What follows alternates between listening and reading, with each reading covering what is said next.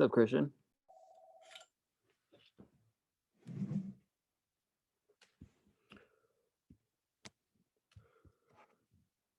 Greetings, class. Hey, David and Christian. How you doing, David? Good. Great. Where are you right now, if you don't mind me asking? Just at the library. On campus? Yes, sir. Awesome. Cool. Okay, you know what? I have not signed that document, but I think that I'll do it tomorrow. Okay, thanks for your help with that. Yeah, absolutely. Jacob Dunn, welcome. Christian, hello. Hello. Y'all, good to see everyone. I am gonna share my screen and then I'm gonna go to Canvas and look at the reading schedule, because what I'm doing is I've updated the reading schedule to reflect the presentations. Are you with me? Yes. Yeah, so here we go. Y'all can see my desktop, right? Yes. Yes, we can. All right, so Christian, boom. Jacob Dunn, boom. Mirka, boom. David New, wait, whoa. Did I say David Newsom yet? No, you haven't.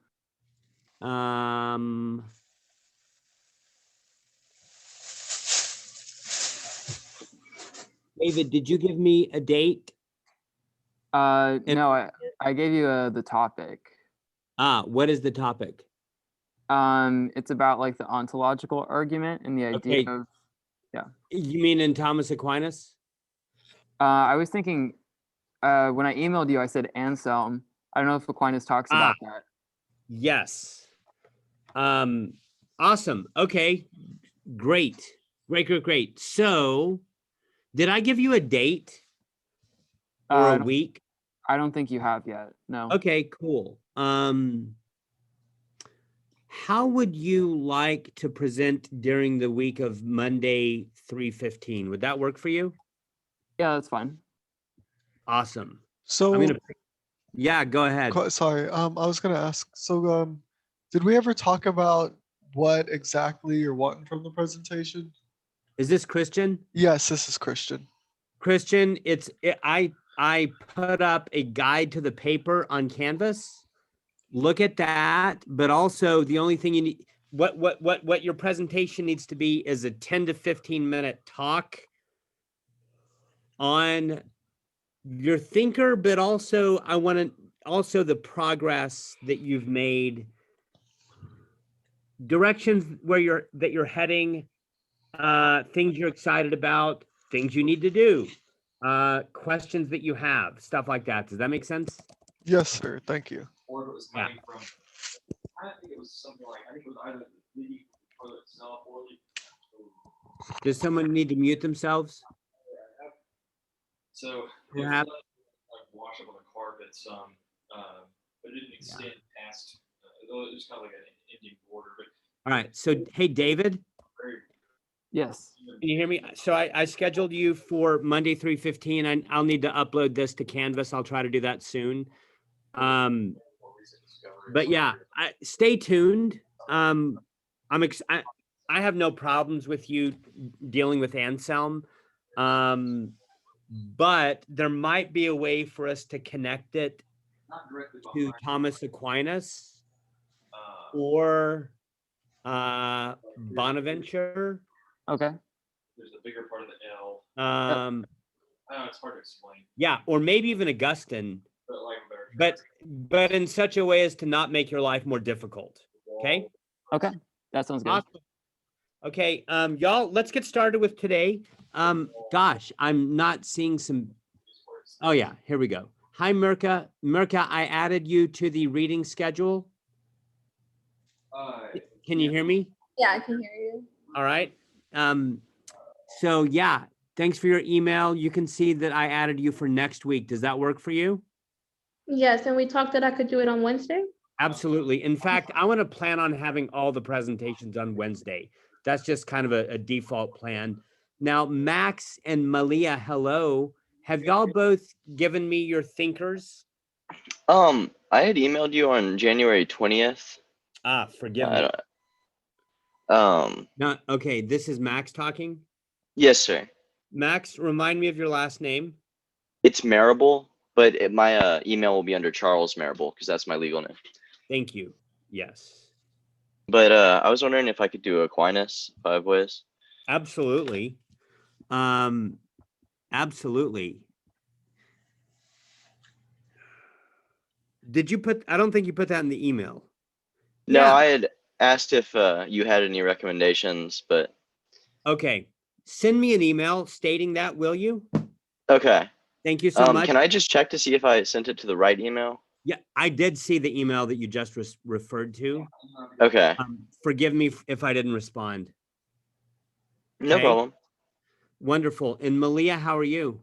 You know what keeps I'm good. I haven't emailed you yet, but I was going to earlier. I just haven't Great. sent it. Okay, no worries at all. I will look for it. Okay. Okay.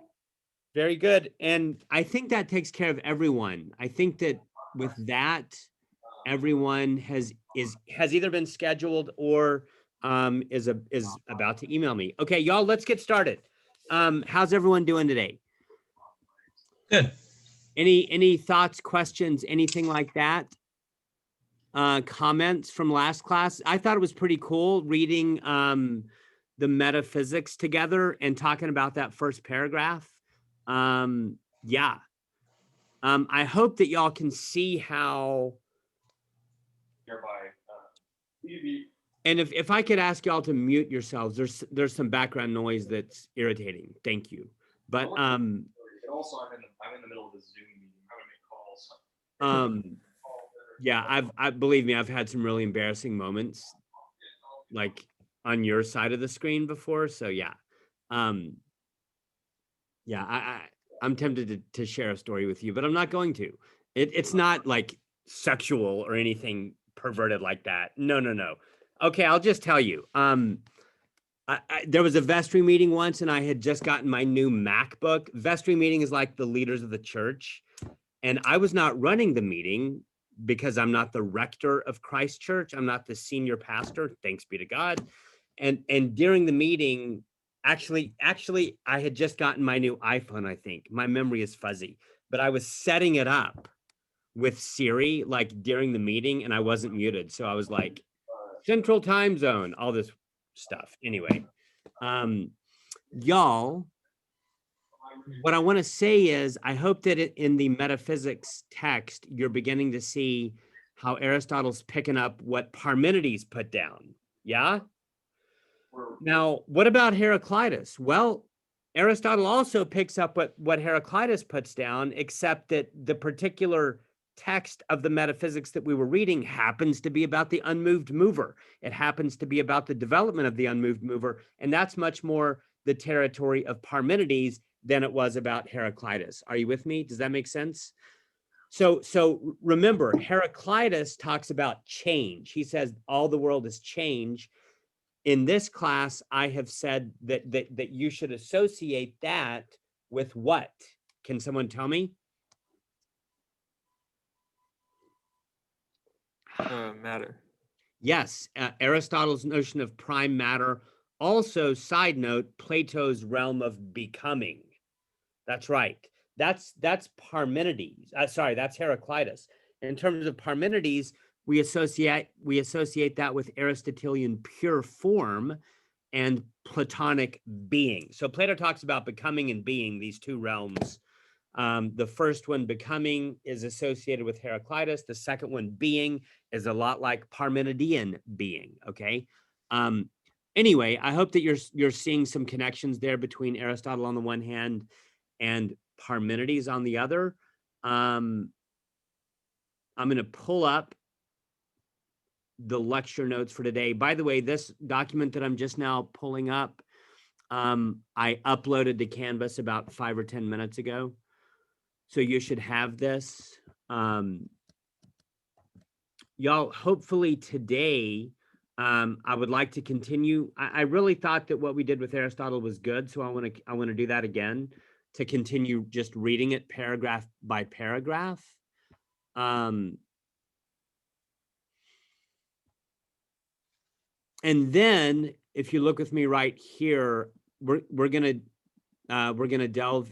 watch a short video on Augustine's Confessions, very short video on my YouTube channel, slightly embarrassing, but good, I think. And then we're going to delve into the Confessions. Hopefully we can get through book 1 today. We'll see what happens. Okay. So I want to finish reading through the metaphysics like we did last time. We're going to watch a short video on Augustine, and then we're going to delve into book 1 of the Confessions. That's what we're doing today. Does that make sense?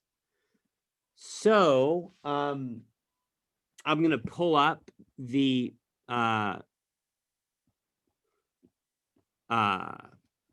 metaphysics real quick, and we will continue to read that. I thought Mason did a really good job reading it. I'm hoping that someone else can read it today.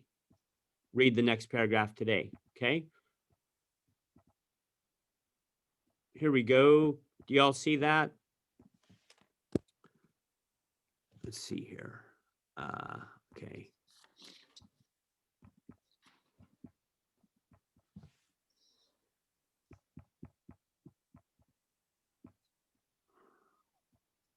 All right. Yeah. So Mason got through, oops.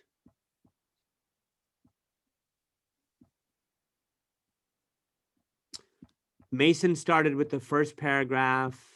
Can y'all see the whole Aristotle text? Can y'all see the right paragraph right now? I'm just curious. The right column of the page, can y'all see that? Okay, cool. Mason got through the first paragraph. Here we are right here. Now, if something is moved, could I get a volunteer to read that?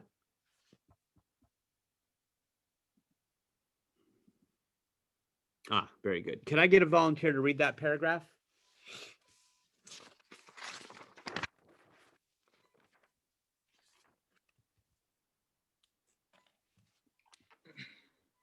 Yeah, I can. Awesome, thanks. And just like I did with Mason, I will probably like interrupt you rudely and ask you to pause. So yeah, thanks. Now, if something is moved, it admits of being otherwise than it is. Okay, stop. If something is moved, it admits to being otherwise than it is. Y'all, let me ask you. In fact, I'd like to ask Max or Michael, what is Max or Michael, what does this remind you of? What does that remind you of? Anything? Unmoved mover. Okay. Was that Michael? Yes. Awesome. Can someone help Michael? Whack a non-being. Whack a non-being. This is whack a non-being, right? Michael, when we talked about Parmenides, remember Parmenides' whole thing is don't talk about non-being. Non-being doesn't exist. You're just going to get into trouble if you talk about non-being or think about non-being. Parmenides says Parmenides says that the world is being. Reality is being. Don't even talk about non-being. And so my little way to try to teach that is whack a non-being. Now, does that make sense so far? And Michael, do you remember how Parmenides had this string of negations? He said, don't talk about non-being. For example, don't talk about what? Change or Change. Boom. Why? It's because for Parmenides, change is a form of non-being. Now look with me at the first sentence that Jacob just read. Was that you, Jacob, reading? Jacob Levels? Yes. Okay, cool. Look at this sentence that Jacob Levels just read. Now, if something is what? if something is moved, It admits of what? being otherwise than it is. Now, okay, so movement is a kind of what? Change. Right. It's a change of location, but that's change. This is one of the things that Parmenides said, we must not talk about this.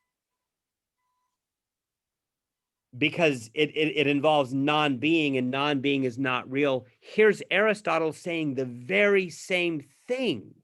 If something is moved, it admits of, basically he's saying it admits of non-being.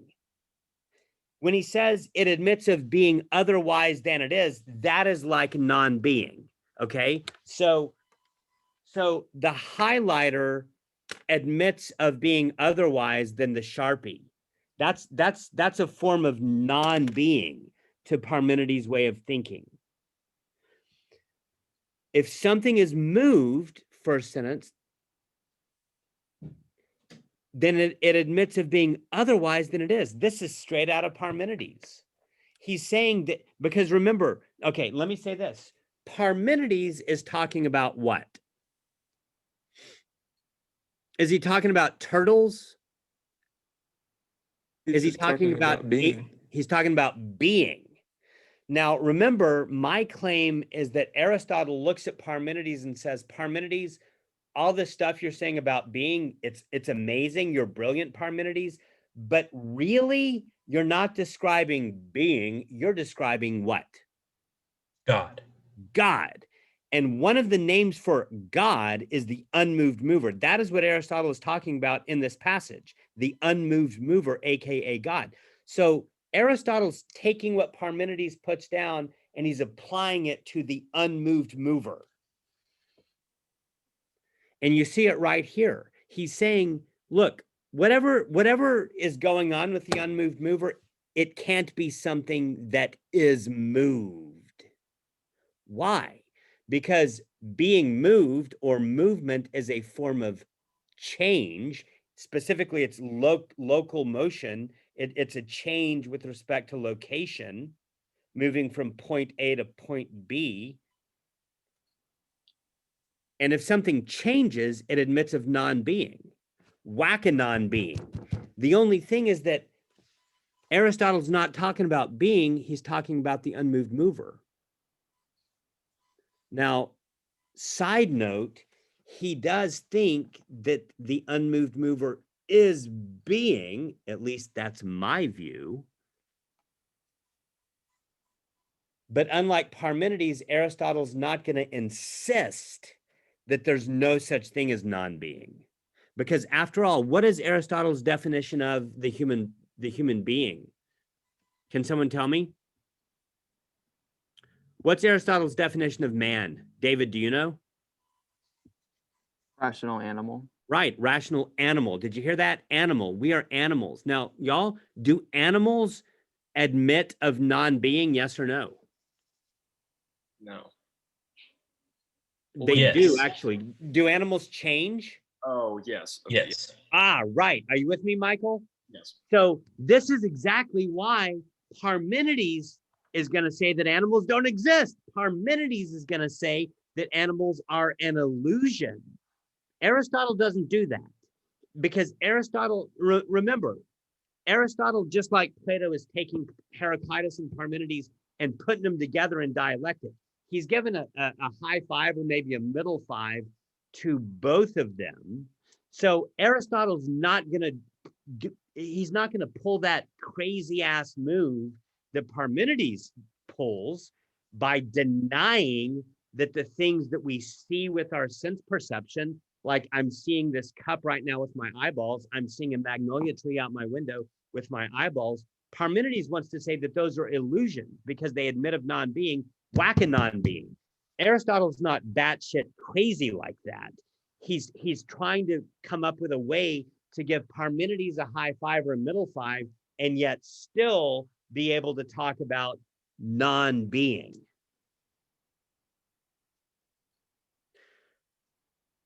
All right. Now, remember Aristotle's spectrum.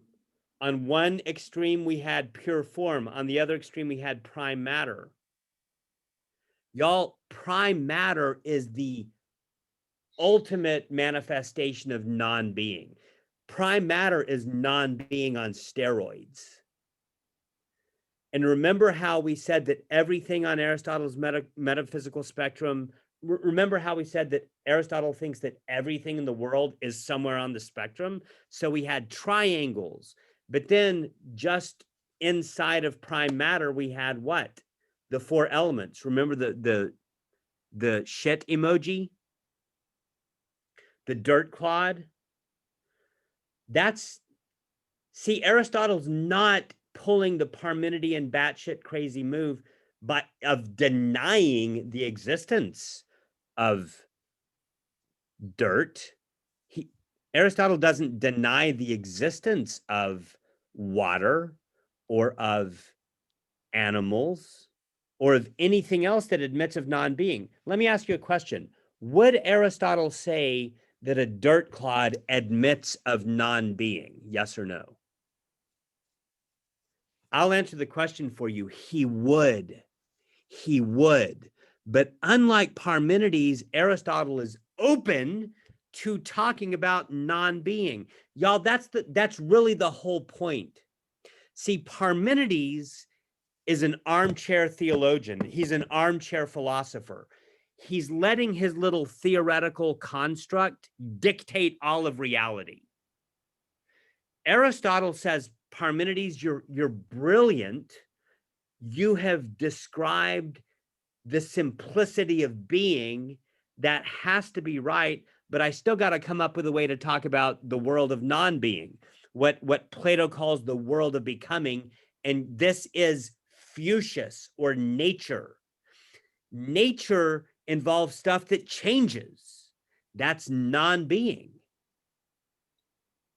What Aristotle's doing is giving Parmenides a high five and yet still wanting to talk about the realm of becoming / the realm of Fuchsius or nature / the realm of non-being. How does Aristotle do that? He does it with his metaphysical spectrum. On the one hand, you have the unmoved mover, which sounds a lot like Parmenides. But then on the other extreme of the spectrum, you have prime matter, which sounds a lot like Heraclitus.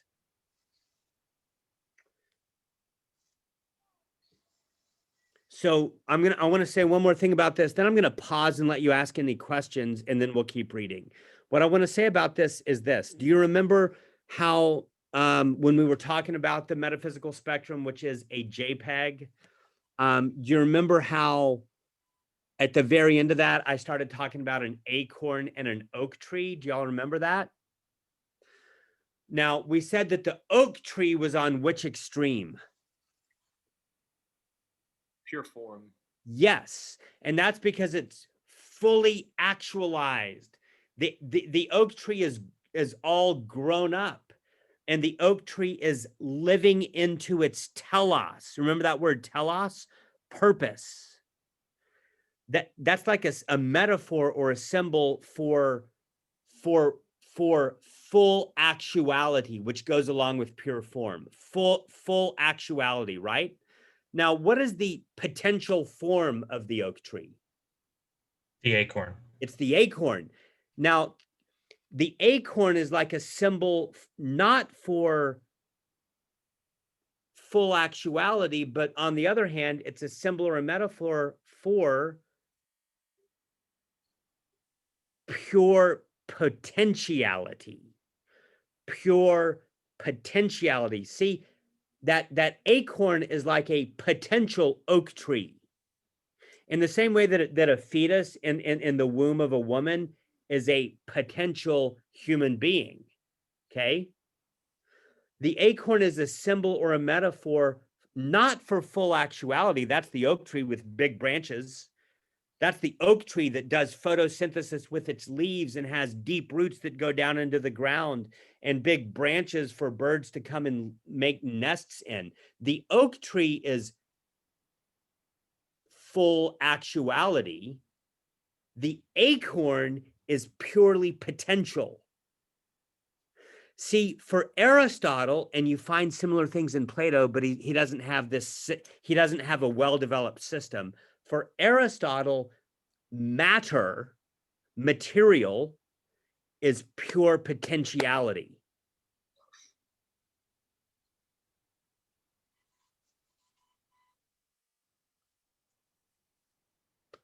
Which is non-being. It's non-being. Aristotle would say it's non-being. he agrees with Parmenides that it is non-being. It's just that he also has to say, but it's real. It's real. Non-being is real. What is non-being called for Aristotle? Answer: potentiality, potency. The Greek word, and I'm going to put this in the chat, the Greek word for potency, remember, potency is on one end of the spectrum. It's on the prime matter end of the spectrum. The Greek word for potency, and this is a word that pops up in the New Testament all the time. In fact, it's one of St. Paul's favorite words, is, dunamis. Let me hear you say dunamis. What does that look like? Dynamic. Yeah, dynamic, or maybe dynamite. That's exactly right. This is Aristotle's term for potentiality, which goes along with matter. Remember, for Aristotle, all concrete unity, all items in the world, all things, whether you're talking about a banana or an iPhone or eyeglasses or the magnolia tree outside my window, all things are a composite unity of what? Potentiality and actuality. Yes. Now, but I'm looking for a different set of terms, the one that I gave you last time, I think. Prime matter and prime form. How about just matter and form? Yeah, matter and form. All things in the world, which he calls concrete, which he thinks of as concrete particulars, all things in the world are a composite unity of form and matter. And when Aristotle thinks of matter, he thinks of potentiality, the Greek word being dunamis. When he thinks of form, he thinks of actuality, the Greek word of which is, anyone remember? I gave it to you last time, but I wouldn't expect you to remember. It's energeia.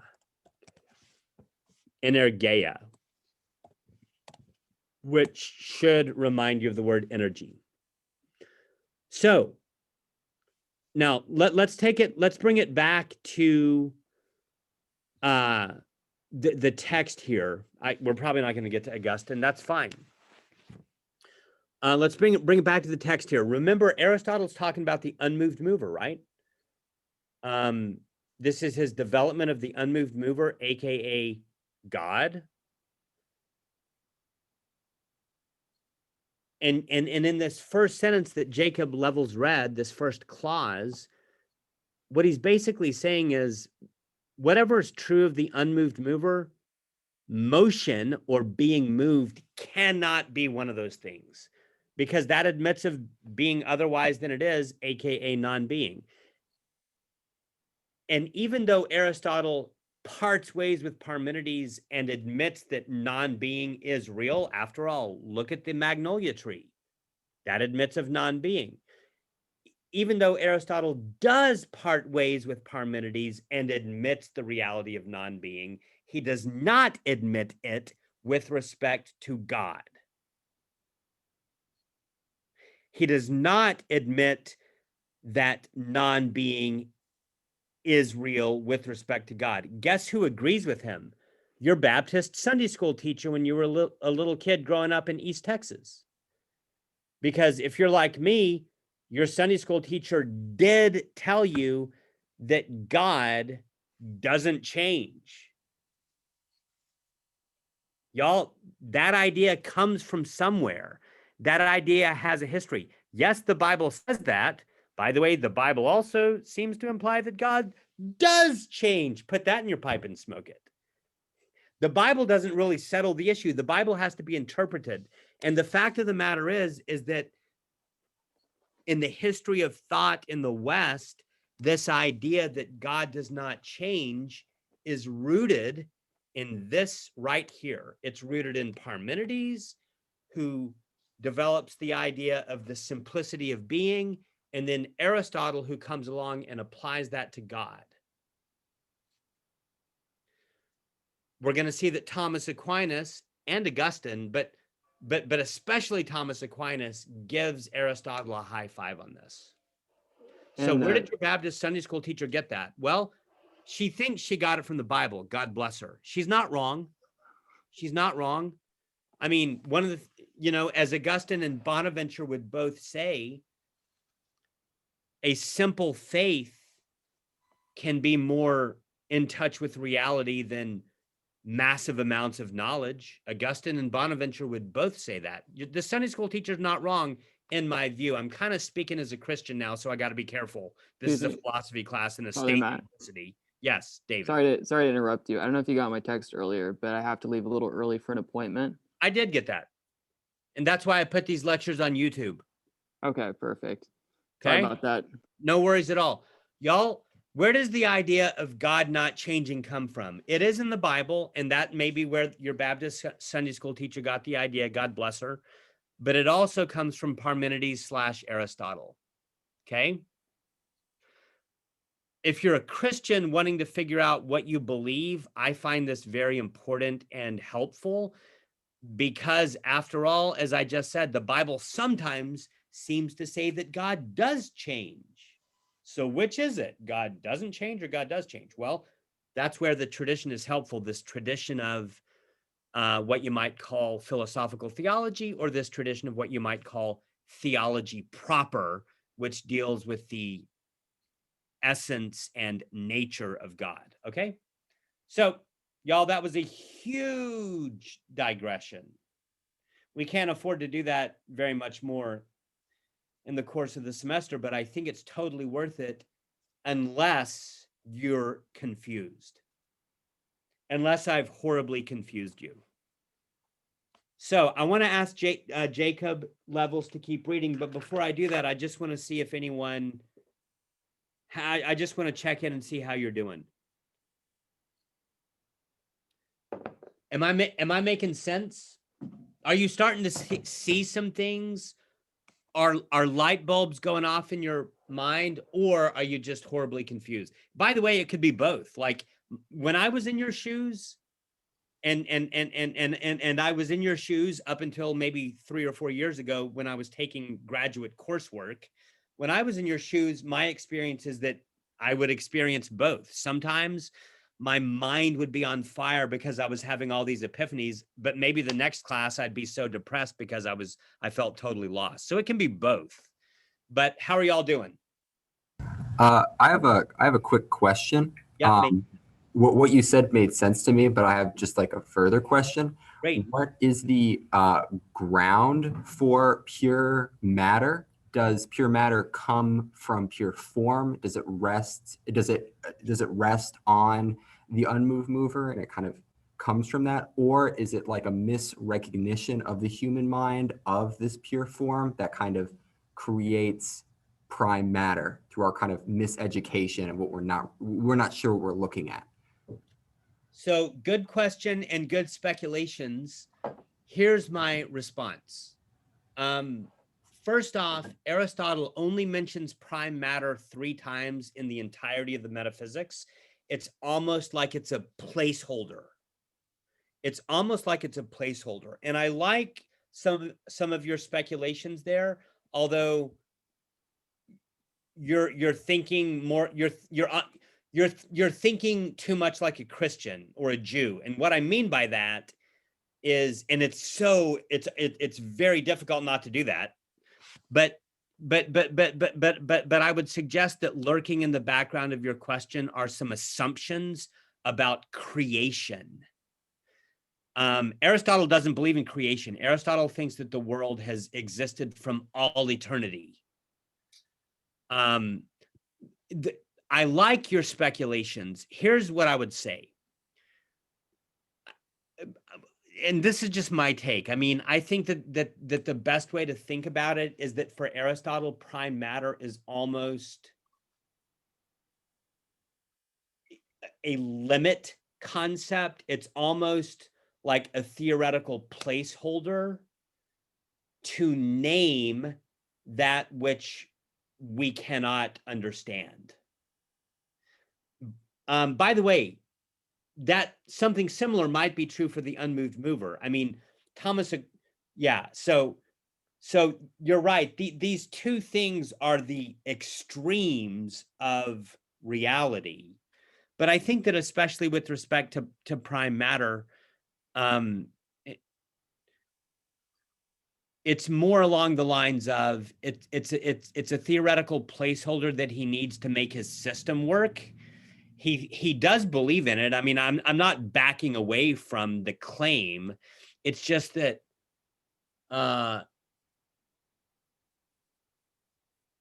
it's not something that's intelligible, I think. I mean, it's kind of like the chaos of Genesis 1-2, and I'm sure that there's other examples that we can come up with. Like, for example, I'm sure that there's analogies from quantum mechanics that we could come up with that just name a theoretical placeholder that we really, I mean, like, yeah, I mean, like maybe black holes 2 decades ago, or dark matter. What the hell is dark matter? I don't know. But we postulate its existence to make the system work. It's something like that. And by the way, I'll say one more thing before I stop talking, and I want to ask anyone else for questions or clarifications. But part of what I'm doing here, Mason, is reading Aristotle in light of Plato, because Plato, look, there's nothing new under the sun. And one of the things that I try to do in my philosophy courses is give students a sense of how we are dealing with a tradition that develops through time. I mean, it starts with the oldest pre-Socratics, goes through people like Heraclitus, Parmenides, then Socrates, Plato, and Aristotle, pick it up, and it keeps going.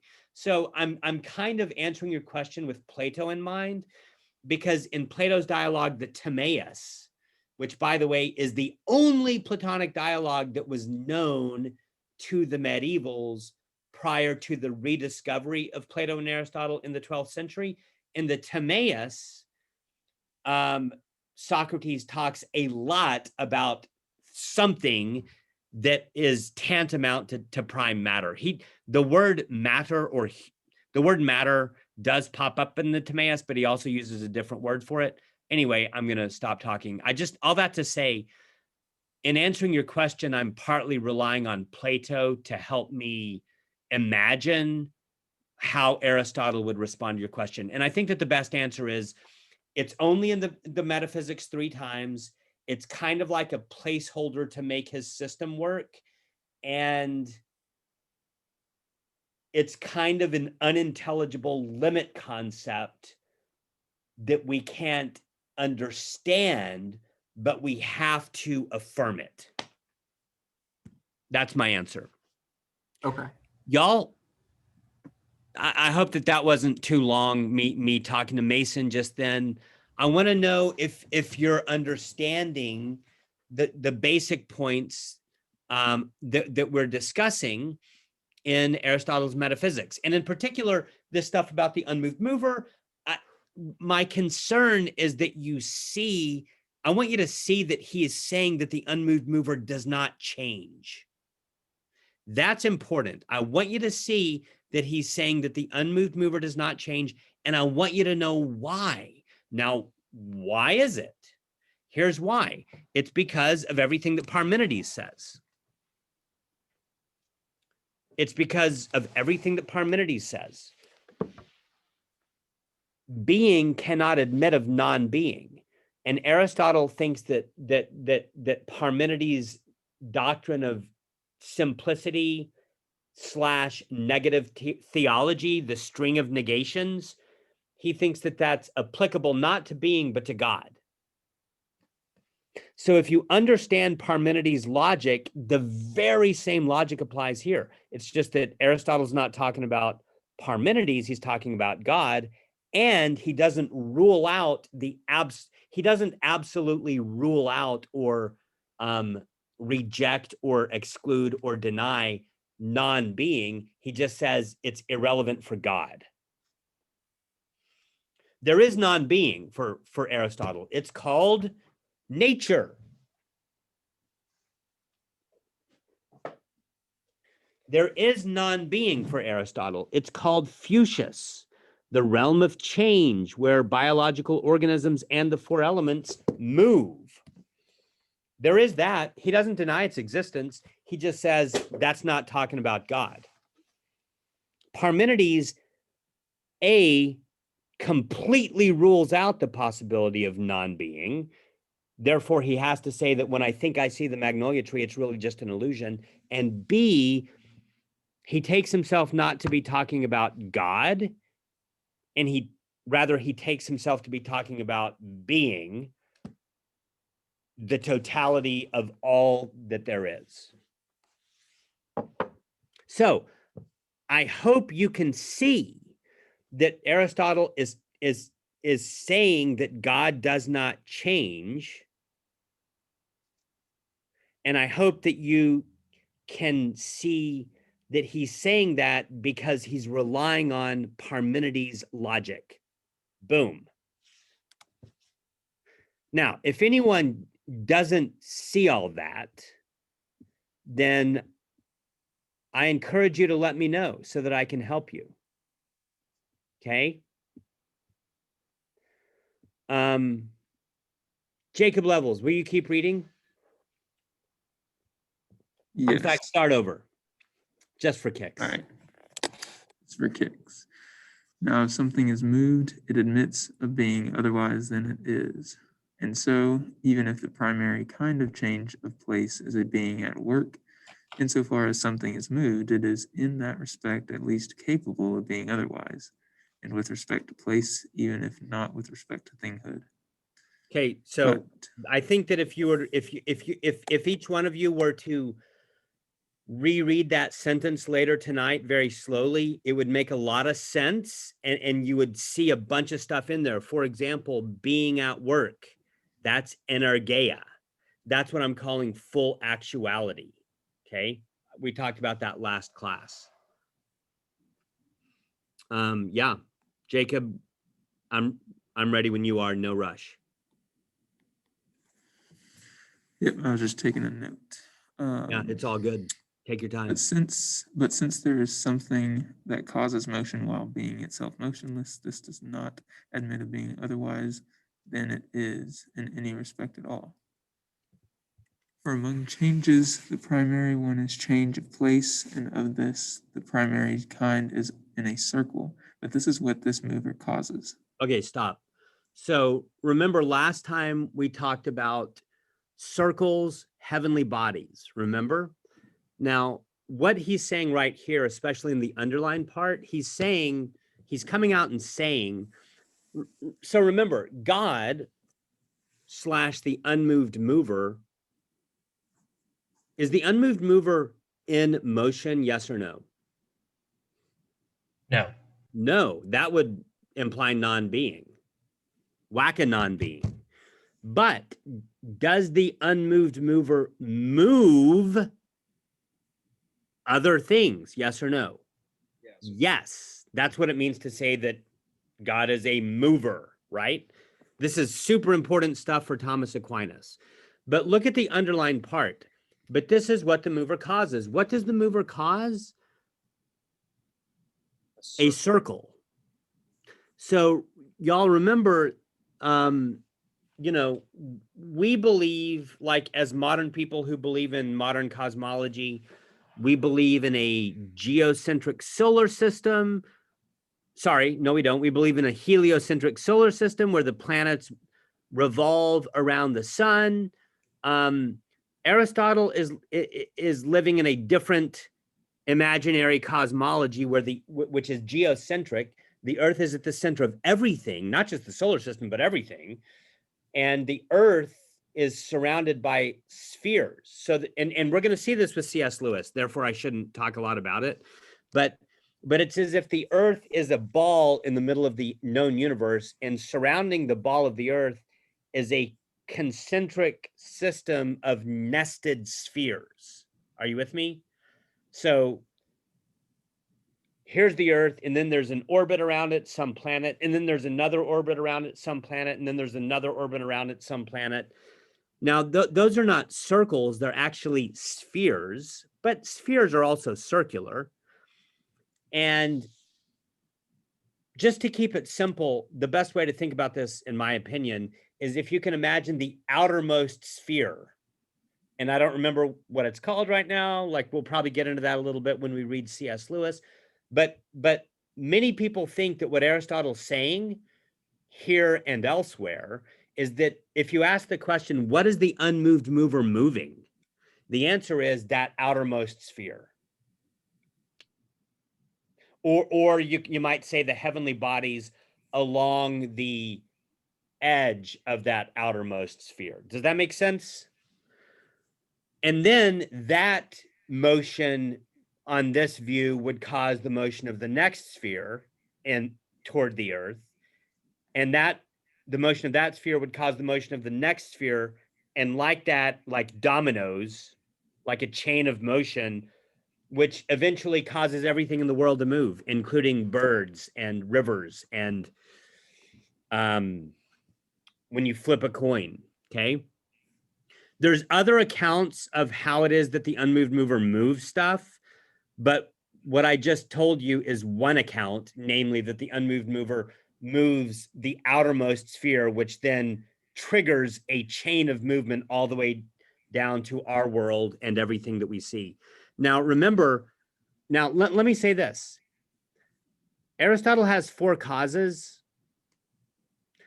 What I just talked about is you might think of as the efficient cause, but we've already seen Aristotle talk about a second cause, namely final cause, this idea about telos. Earlier, when Mason read in the paragraph before, Aristotle was suggesting that somehow the things in the world desire God. And Aristotle thinks that that's an additional cause of motion. So there can be multiple causes of motion going on at the same time. But right now we're talking about efficient causality. God causes the motion of the outermost sphere. The outermost sphere causes the motion of the next sphere inward, like a domino effect or a chain reaction all the way down to me moving my hands right now. And when I say efficient causality, the image that I have in my head is like playing pool, or people used to say billiards. I don't even know what billiards means, but like if you play pool, you shoot the ball, like, is it the cue ball? I don't remember. What is the black one? The cue ball? No. That's What is eight the ball. black one? 8 ball. Okay, so yeah, you hit the cue, and then the cue bumps into other balls. That's kind of like a chain reaction. That's what I think of when I think of efficient causality. It's efficient causality is almost like one thing bumping into another. And so in this case, it's as if, or you might say one thing touching another. So in this case, God is touching the outermost sphere, which then touches the next sphere like that. Okay.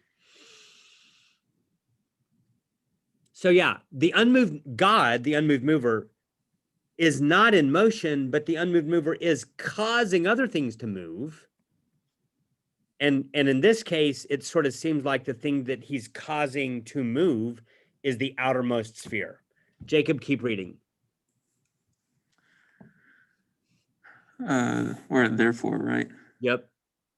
Therefore, it is something that has being necessarily, and inasmuch as it is by necessity, it is beautiful, and in that way a source. Okay, stop. There's like, if we had unlimited time, I would want to talk about the word necessarily. David Newsom is gone, but hopefully you're watching the YouTube video. That's connected to the ontological argument. If we had unlimited time, I would want to talk about the word necessarily or necessity. I'd want to talk about the word beautiful. We already talked about the word beautiful. Remember, we said that Aristotle has 3 levels of the good. There's utility at the bottom. That's the crappiest form of the good for Aristotle. Then you have pleasure, which he thinks is better than utility. That's kind of crazy. By the way, Christians would agree with him. Augustine would agree on that. C.S. Lewis would agree on that. Thomas Aquinas would agree on that. So you've got utility at the bottom. Then you have pleasure. And then the highest form of the good is beauty. So I would want to talk about necessity. I would want to talk about beauty, and then I would want to talk about source.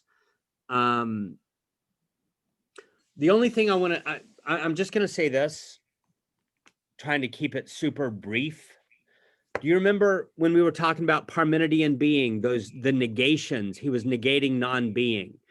Being is not this, being is not that, being is not this, being is not that. One of the things we talked about is composition or parts and wholes. Remember that? And I think I probably talked about my watch and how my watch consists of parts and a whole. And the thing about a situation like that, when a thing is composite, like my watch, is that introduces notions of dependence in a thing, or put it another way, contingency. So for example, my watch is contingent on one of its parts. Do you agree? For example, does my watch depend on the battery? Yes or no?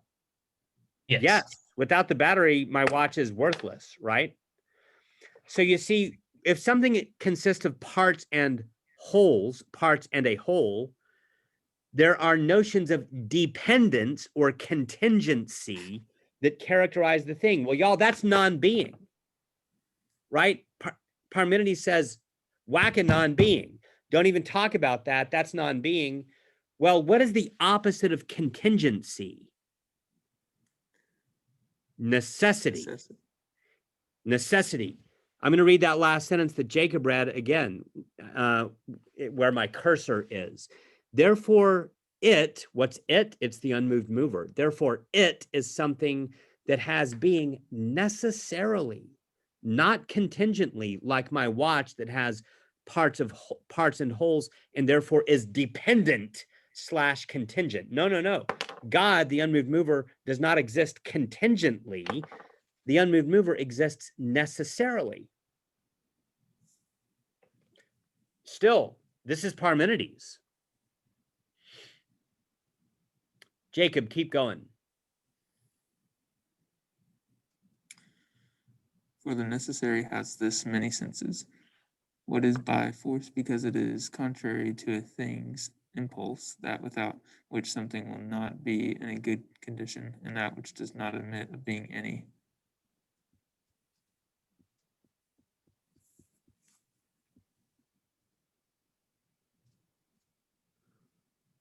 Oh, my brain is a little bit fried at the moment. Okay. That which does not admit of being any Way way. other than in a simple condition. Boom. You see the word simple, right? That's what I've been talking about. The doctrine of simplicity, invented by Parmenides. But Parmenides is not talking about God, he's talking about being. Aristotle's like, I'm going to apply that doctrine of simplicity to God.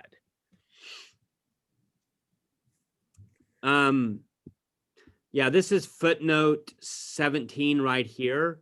I encourage y'all to read that on your own time. Jacob, read this last sentence. On such a source, therefore, the cosmos and nature depend. On such a source, that is God, the unmoved mover, the cosmos and nature. Very interesting. The cosmos, that's the universe. Nature, that's the realm of change. That's Heraclitus. That's Plato's notion of becoming. That is connected to Aristotle's notion of prime matter, aka materiality.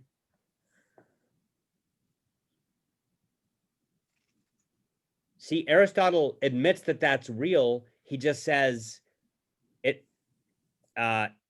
it's dependent. It admits of non-being. What is it dependent on? Necessary being, something that's simple, God. And let's look at, yeah, I would encourage you to look at footnote 18 as well. Okay.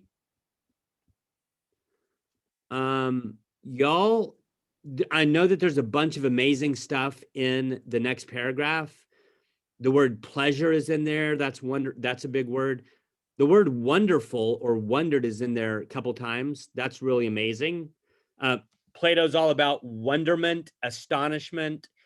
he says in another work, actually, it might be this work. I think it's this work. He says that philosophy begins in wonder.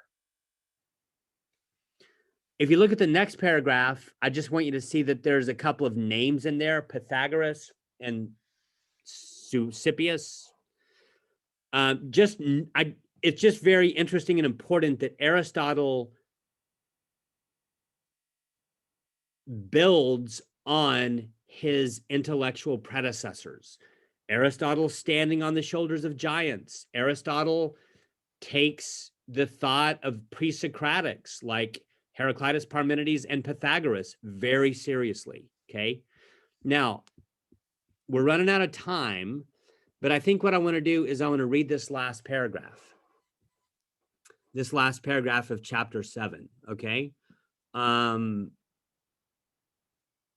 Jacob Dunn, could you read it? Oh, This paragraph right here. We've got 5 minutes. Let's see if, or we have 5 to 10 minutes. Let's see if we can get through this paragraph. that then there is an independent thing that is everlasting. Most Jacob, you're muted. There we go. Thanks. That then there is an independent thing that is everlasting, motionless, and separate from perceivable things is clear from what has been said. And it has also been demonstrated that this independent thing can have no magnitude. Okay, stop. But When he says magnitude, my word for that is spatial extension, right? That's one of the negations. By the way, Mason, the only thing that Aristotle says about prime matter by way of an affirmation, like the only real thing he can say about it is that it is spatially extended. That's it. He does say that it's spatially extended, but that's the only thing he says about it. That's the only sort of positive statement that he makes about prime matter, is that it's spatially extended. But yeah, that's what Aristotle means by magnitude. So he's saying, unlike prime matter, the unmoved mover, aka God, has no magnitude, no spatial extension. That is a negation, and it is a negation of the Parmenidean kind. Okay, keep going. but it is indivisible, my bad. Oh, I skipped a part. But is without parts and indivisible. For it Check. causes motion for an infinite time, while no finite thing has an infinite power. And since every magnitude must be either infinite or finite, it cannot have magnitude either finite, for the reason given, or infinite, because there is no infinite magnitude at all. But surely it has also been demonstrated that it cannot be affected or altered, since all other motions are derivative from the change of place. So it is clear why these things are this way.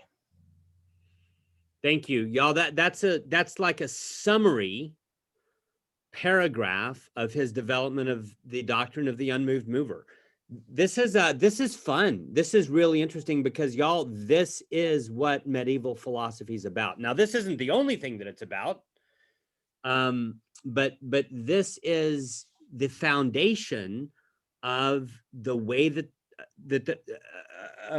this is the foundation of medieval assumptions about God.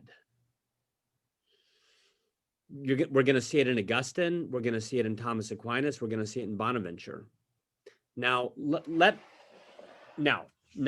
want to say one more thing, and we'll see if I need 2 minutes or 8 minutes to say this. But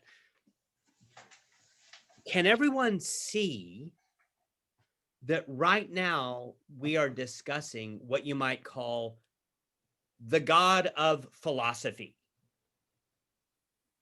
I mean, this is very much a theoretical God. These are abstract thoughts we're talking about here. Like, basically, we're talking about a deity, a God. Now, it's not like Zeus. But it's still Aristotle's God is a deity that his reason has produced. Are you with me so far? We're talking about a God that Aristotle's reason has produced. Now, does that mean that Aristotle understands everything about God? I don't think so at all. After all, remember that all of this proceeds on the basis of negations. I mean, Aristotle, you could say that you could argue that Aristotle's not saying what God is. He's only saying what God isn't. So, okay, but nevertheless, this is a speculative God. This is a God that Aristotle came up with by his reason. Granted, he's standing on the shoulders of giants. Granted, he's picking up what his predecessors like Parmenides put down. Yes, that's true. But it's still the God of reason. This is the God of reason. This is the God of rationality.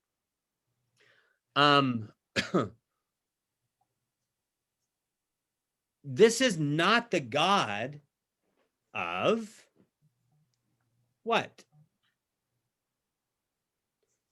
This is not the God of Israel. Or it doesn't seem like it. It doesn't seem like this is the God of Abraham, Isaac, and Jacob. When in Genesis 15, Yahweh, I think it's Yahweh. That's the Tetragrammaton. We'll talk more about that. For now, I'm just going to say Yahweh or the Lord. In Genesis 15, when the Lord shows up to Abraham in a vision and says, if I fail to keep my covenant with you, I will allow myself to be split into two pieces. Does the Lord say that to Abraham? Yeah. Wow. The Lord says, Abraham, if I don't keep my covenant that I'm making with you, may I be torn, may I be ripped asunder. May I be ripped apart. That doesn't sound like the God that Aristotle is deducing. But y'all, Thomas Aquinas and Bonaventure and Augustine all insist that it is. They all insist that it's the same God. See, this God, the God of Aristotle, aka the God of reason, it's as if that's only half of the picture for the medievals. You might put it like this. Aristotle's God is the God of logos, Logos, reason. You could even say the God of scientific rationality. Yes.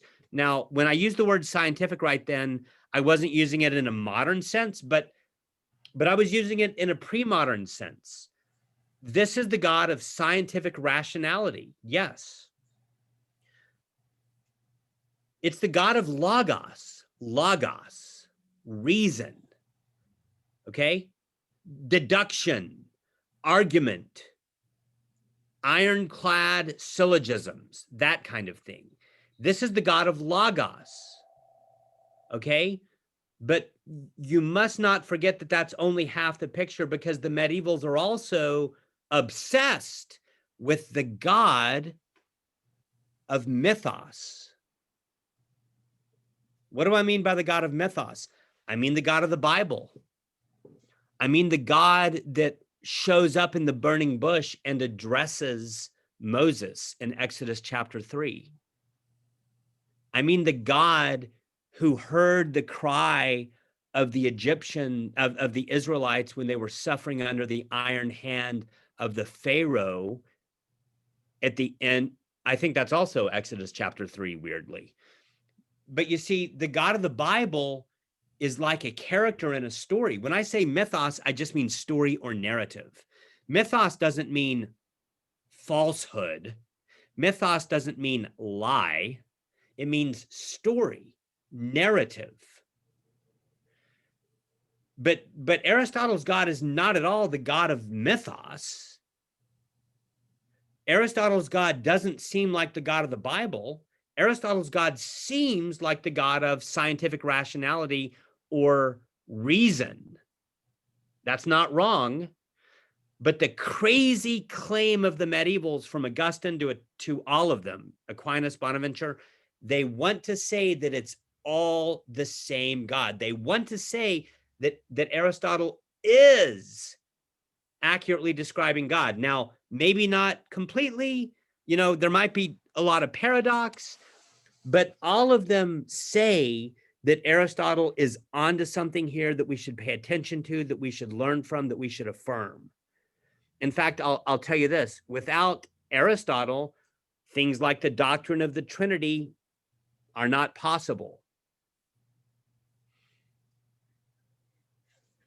So to close this class, I just want to say that we've looked at the God of reason, the God of Aristotle, the God of speculation, the deity of Logos. It seems very different from the God of Israel, from the Father of Jesus Christ, from the God of mythos. But, and this is why medieval philosophy is crazy and really difficult, and sort of takes it to a whole different level in some ways, as opposed to ancient philosophy or modern philosophy. But the claim of the medievals is that the God of Logos is the God of mythos. The God of Aristotelian rationality is the God of the Bible. All right? Y'all, I think I'm done. Questions, comments? A couple of y'all are going to email me your thinkers. Make sure to give me any scheduling constraints that you have. And next, we didn't get to Augustine today. That's okay. We're a little behind, but that's okay. That's why I packed in some margin for our semester schedule. We will get to Augustine next week. We'll delve into book 1. We will definitely do all of Augustine next week. And I suspect that my hope is that we can begin the C.S. Lewis discarded image on Wednesday. But even if we can't, that doesn't kill me. Okay? I think that's it for me. Any questions, comments, jokes, riddles? Okay. Have a great weekend. And I will see you on Monday. All right. You too. Bye. Y'all take care. Thank you.